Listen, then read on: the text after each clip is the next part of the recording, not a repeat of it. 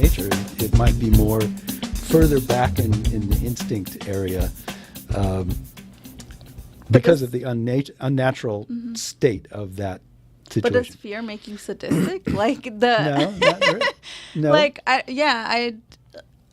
But it because makes you, they were like locked in spaces, like they couldn't live like left. So I don't know. For me, it just seems like because it wasn't just them doing a little bit of things to like keep authority. Like it was cruel, and prison guards are cruel. Just in general, as cops are cruel. That's the job. And violent. I mean, and also who's attracted to those jobs? People who are already like, what is the stat? Like, police officers are 40% more likely to be domestic abusers than the general population. Well, who's like attracted to that work where they're allowed to be sadistic and to hurt other people just by the definition of like the job, right? The job description, and that on top of being allowed to do things like sexually assault and harm prisoners, or degrade or humiliate or physically assault or hurt. So yeah, I mean, I think it's good to like think about all the possibilities of that and like fear something of them. But then again, like they were also still like, it wasn't like they were actual guards. Like they could have just like gone through the experiment and just like been, okay, y'all are locked up. We're just gonna stay on this side of the gate, and y'all can just chill because y'all picked the wrong whatever. Y'all got shuffled wrong or whatever. So I don't see where they would have been legitimate fear to lose that, because it was a study, right? It wasn't real there's no in a real, sense. It wasn't there. real until they made that trauma and that hurt real. That's true. That's a good point. I wasn't thinking that. But I do still say that there is some, in my mind anyway, some reason to think that part of the reason, maybe what inspires some of that bully tendency in people is the fear of the fact of they know what they're doing. No. You know, that's why they shoot people all the time. It's like, oh, of course you're going to try and kill me because I am out here trying to control you and, and not let you be a full human. So I'm afraid of you because I know I have a reason to be afraid of you because I know what I'm thinking about you, kind of. I mean, I definitely think fear, like I think like fear and like complicating like emotions and experiences are very important. And that might be the case in some cases, but there are also a lot of cases where like cops kill innocent people and unarmed people, and well, innocent is a word that it's people don't deserve to die whether they are quote unquote innocent or not, right? But like let's say like unarmed people, because they can get away with it, and there's been like plenty of like recordings of police like laughing after like killing someone because they knew they were going to get away with it. There's no accountability. And so there's a lot of different things, but I will never feel bad for a cop, because especially not one who murders. So I will save all of my love and all my complicated understanding of humanity for people who are oppressed, not people who are doing the oppressing. And it's not that simple, right? It's not just oppressor versus oppressed, but I will save my, again, feeling complicated emotions for people of like, of whether they're doing harm or whatever, based on how hard it is for them to exist in society, but not cops. Not for me. Yeah, because the whole like Blue Lives Matter thing, the thing that just struck me as one of the many things that struck me as so weird is that being a cop is a choice. I've decided that I am going to make a career out of controlling other people and enforcing the power of the state. So that is a choice you're making. And when you make that choice, you should be also, someone should tell you somewhere along the line, like, okay, you're going to do this. We're hiring you to be a bully, but you got to understand that there are people who are not going to accept that you're going to try to do that to them, and they will fight back. So that's a risk of the job, not this like, oh, well, we should be respecting you and thanking you for coming into our communities and trying to, keep us make us slaves out of us, somehow. So, yeah, I don't get that. I mean, they're doing a dangerous job that they shouldn't be doing.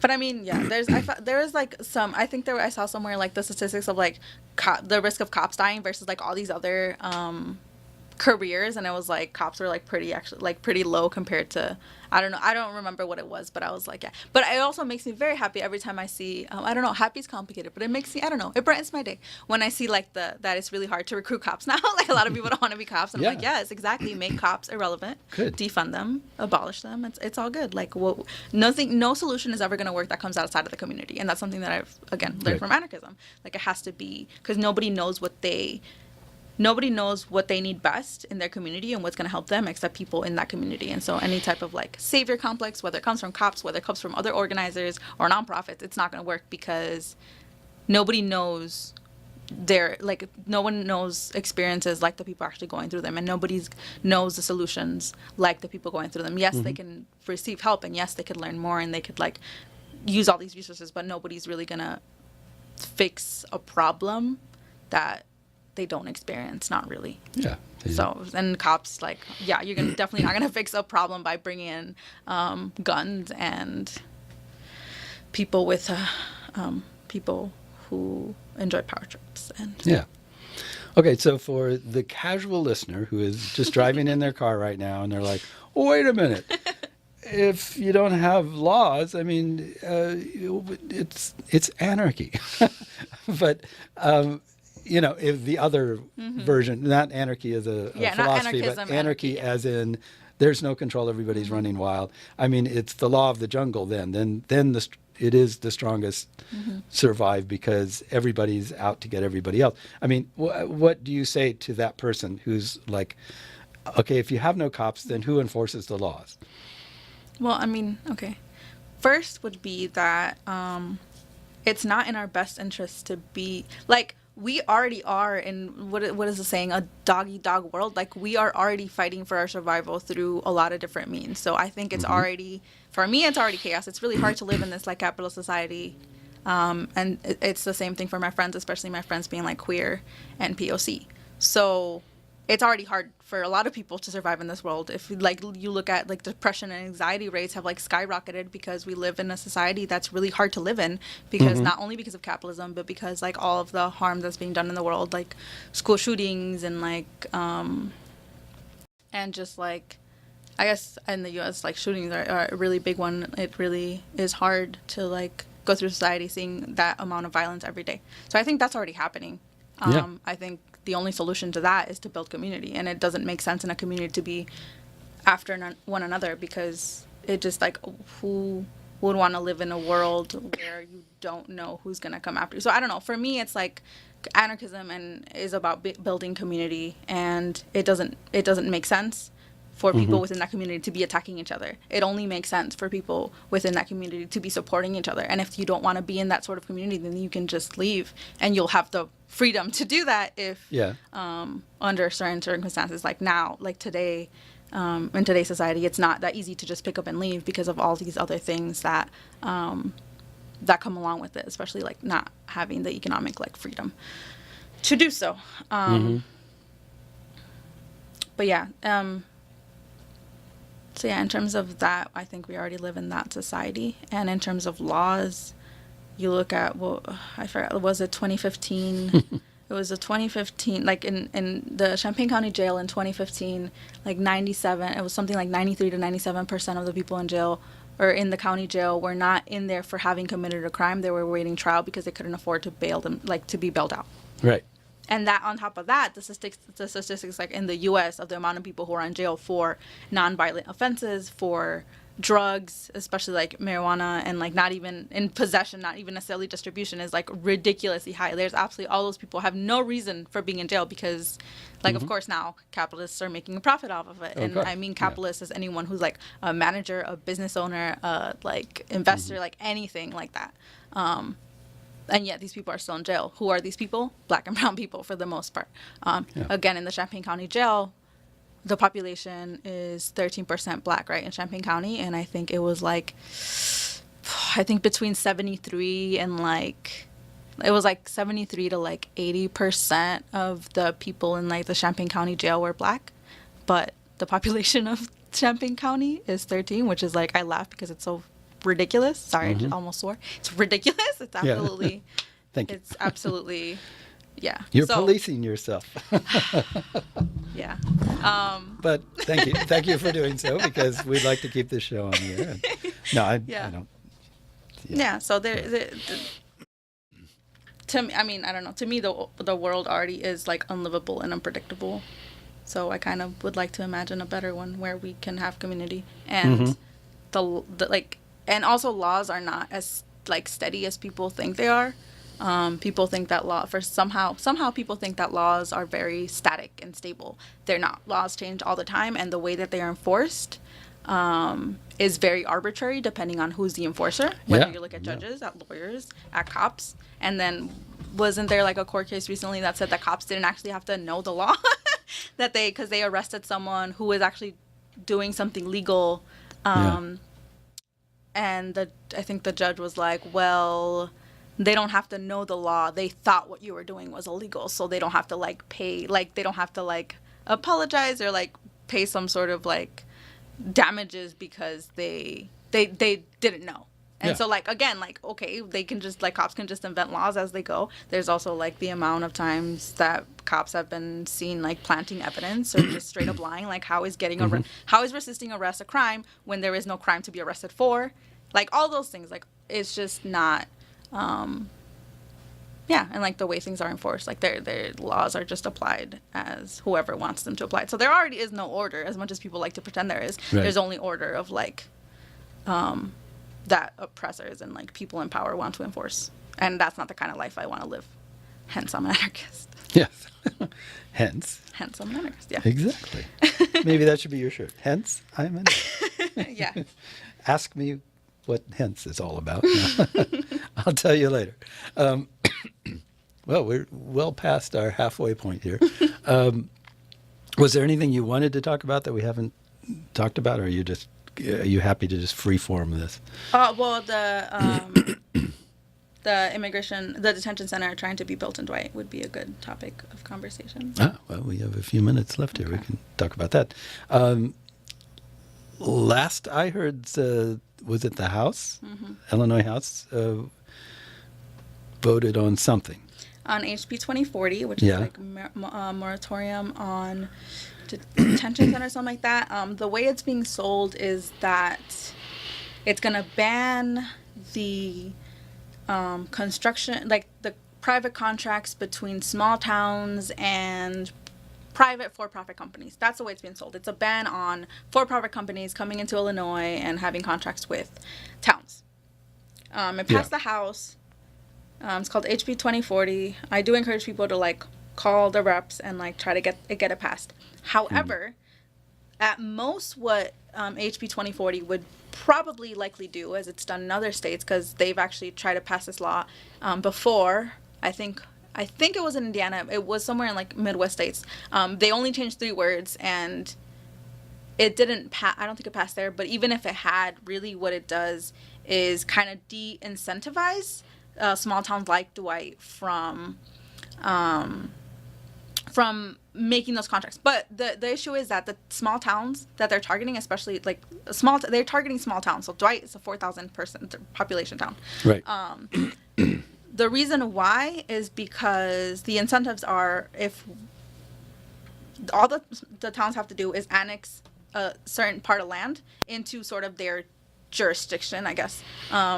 And then what actually is going to happen is that private company is going to do all the work, the construction, like the investment, all of the thing. They're going to bring all of that there. They're going to build it. They're going to have the contract with the federal agency, which is ICE. And it's going to run the way. What the town would benefit from would be an increase in population. So all the 1,200 people that they're planning to house in Dwight would count as residents and would help for certain like political and economic benefits. So that's really why Dwight would benefit from that. And then on top of that, so like the contract is between the private company. Yes. And which is that, I think, ICA right now, the private company, and the federal government. I'm not a lawyer, but I not 100% sure how the state of Illinois could stop something that a federal agency wants to do, besides take away some of those incentives. Like they can say, oh, well, Dwight won't necessarily get these specific incentives, but it doesn't mean that they won't get others, especially like the mayor of Dwight is very much has practically been the spokesperson for this detention center. So there really isn't there is no guarantee, especially when you look at the law. It's so kind of simplistic. It doesn't really say this is exactly how we're going to stop it. So a lot of like articles are selling it as a ban on for profit, but there's like so many different types of detention centers. There's like directly, so I think it would not allow for the town itself to, like, let's say build their own detention center possibly, or like work with for profits to build a detention center. But that doesn't say anything about, well, the Dwight is just going to allow the land to be used by the ICA and ICE, right? So like there's no guarantee that's going to happen. So as much as I encourage people to like get that, I think it would help kind of slow it down, but I don't think and it would add to the list of why Dwight shouldn't do it, on top of like people not wanting it there and people in Central not wanting it there, but it wouldn't necessarily defeat that. So there is a lot of other there's a lot of other organizing that needs to be done. I've been in contact with people from Chicago, a little bit from Peoria. There's a very few people in Dwight who feel comfortable speaking out, because it is such a small town. Yeah. With people here, and there's been a few other people who have been sort of trying to sort of find any sort of way from like grassroots organizers to defeat that, because there's been a lot constantly, like it seems like every year there's a new detention center trying to be built in the Midwest. And so if it's not Dwight, it's going to be somewhere else, but we don't necessarily want it to be Dwight either. Right. So so the law is the bill, which there's no guarantee it's going to pass the Senate, would be good if it did pass, but it's not going to be the end of that struggle. And so I definitely encourage people to kind of connect with like pages like No ICE, Dwight, No Ban, No Wall Peoria, Little Village Solidarity Network is doing some work with that. UIUCIU that here is doing some work with that.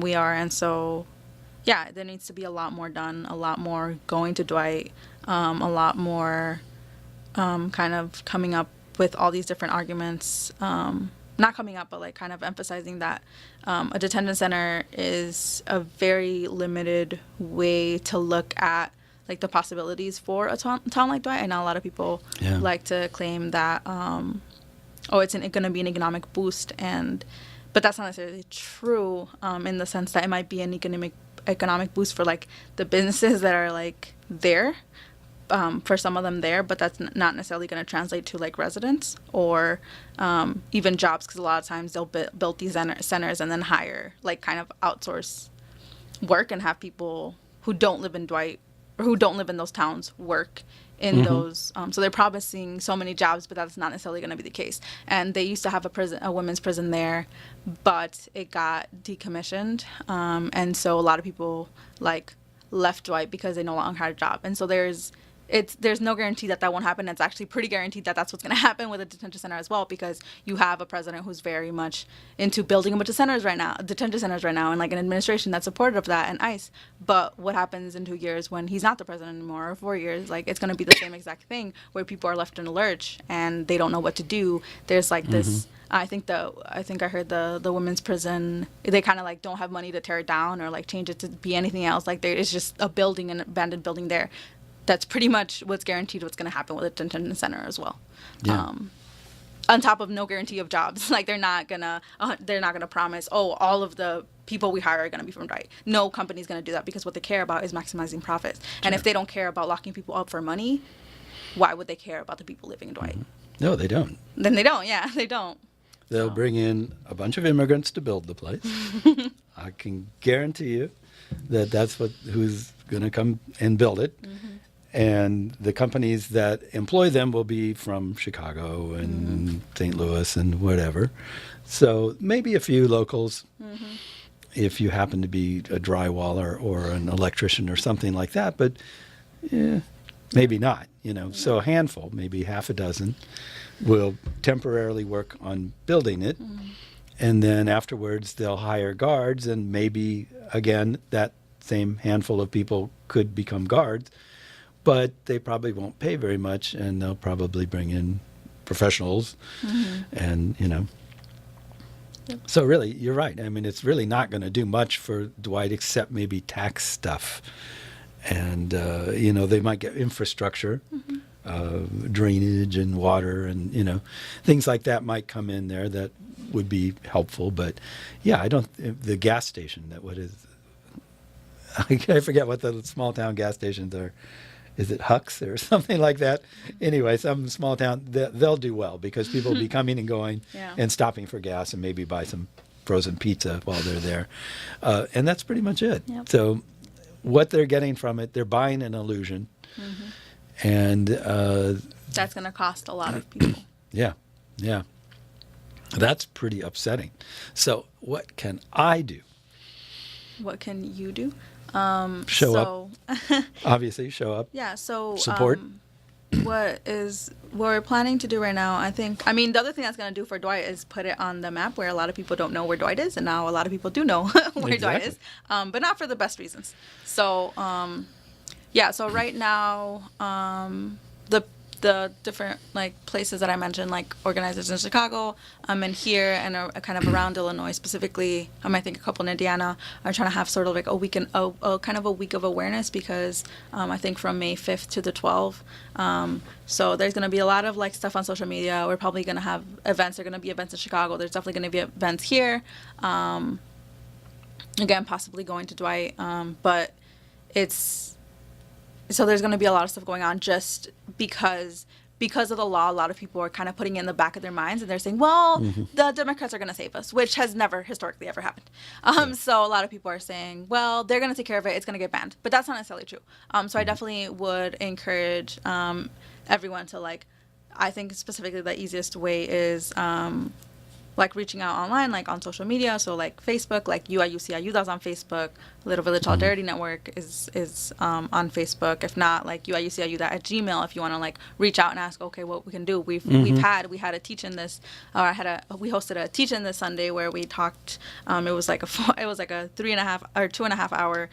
We talked about all of the intrinsic, all the history of the detention centers in central Illinois, how campaigns that have defeated them, what we're trying to do here, what is the situation in Dwight, how can we get people in Dwight to speak out against the center, because I'm sure there are people who disagree, but it's kind of difficult to speak out when you kind of probably know all your neighbors, right? Yeah. So definitely reaching out. I think we're still figuring out next steps, but just sharing information, asking people to call your reps. Emailing, you can still email the village board and let them know, hey, we're not forgetting about this, because it might be worth the, I don't know, it might be that it might be necessary to say, hey, the trouble that is getting brought to Dwight because of the detention center isn't worth it. The economic benefits that are promised, which are not even going to be met. Yeah. So I don't know. We're doing a lot of different things, but definitely I think these kinds of conversations of actually doing stuff happen in person and meetings. So following up to date. Like I said, Little Village Solidarity Network is doing a lot of good work of putting out arguments, of putting up updates, because it's been really, really hard to find a lot of information coming out. But in UICIU, that here in Champaign-Urbana, we're trying to do our best to send those updates out, and we're going to have a lot more events coming up soon. Good. For more community members to be involved, because there's so many organizers and people who care in Champaign-Urbana. I've seen it. I've seen 400 people come out during the Muslim ban. We had a rally, even on campus, there was 400 people, and we planned it in 24 hours. And so I know there's people around here who care, not just on campus town, but all over Champaign-Urbana and Champaign County and all over the place. And so I think if we can get all that caring out and show people that we're serious, that we don't want people who are just trying to get a better life be locked up, and we're not going to allow it, I think we could definitely stop it. We just need to connect. Yeah, I hope so. It's always the problem when you're trying to convince someone over there to do something that you think should be done here. It's like, oh, you should do this, and they're like, I don't care. It's like you were saying earlier about if people deciding for themselves what's right for them, they may be thinking, let's lock them up. That's right for us, but it's not right for us because we're our loved ones, our friends, family, and loved ones are the ones being locked up. So it's a very complicated issue, and I struggle weekly to talk about it because there's so much to it. There's so many different things going on and so many different ways that people are looking at things, and so I appreciate as we get near the end of the show here that you were willing to do a free-form conversation. I apologize again for starting out with anarchism, because that probably was a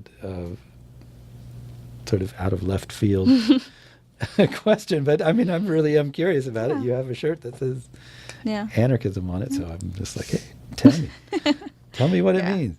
But it's really interesting, and I hope that you can come on again sometime and talk about stuff. I will later. I'll send you an email and ask for the names of some of these groups so I can put them on the YouTube version of the show, so that rather than just expecting somebody to hear it and remember it, they can read it on there, because I think that'll be useful links for them. And I don't know. So what's in the last 3 minutes here? What's next for you? What's your next big thing? Are you just still working on Dwight, or you got some other project that you're doing right now that you want to promote? Unrelated, but my next thing that I'm doing is I am with Black Rose. We're trying to send me to Chile for a little bit under 2 months to do an exchange with other comrades in Chile and Latin America to kind of exchange strategies and cool. analysis of what's going on in the U.S. and Chile and Argentina, because we can't really decide the best way to move forward if we don't know where we currently are, and so kind of drawing comparisons is a good way to do that. So should be launching a fundraising campaign in the next few days. Cool. If y'all are interested in anarchism, you should check out Black Rose Rosa Negra, which is the org, and we have a podcast. We have a lot of literature on our website. And yeah, so that's my next thing. Hopefully, if I can fundraise enough to get me over there to go to the international conference, which was with the conference of another anarchist org in Chile, and so meet a lot of people in Latin America and kind of their experiences. So the biggest thing of like I said for me with anarchism is the reason why I think anarchism is so great is because of all the anarchists that I've met, and so in Black Rose there's anarchists and involved in every single movement you can think of. In LA I mentioned the sex workers. There's also the tenant unionizing. There's pretty much, I think there's at least one person in all the teacher strikes that happened. In North Carolina and Virginia, there's people in Black Rose or connections there. So it's how people are involved in every struggle, because we see the value of every struggle and the importance of resisting where we are and how we can based on what our struggles are. So if you have tenant issues, then that's what you're going to fight. So yeah.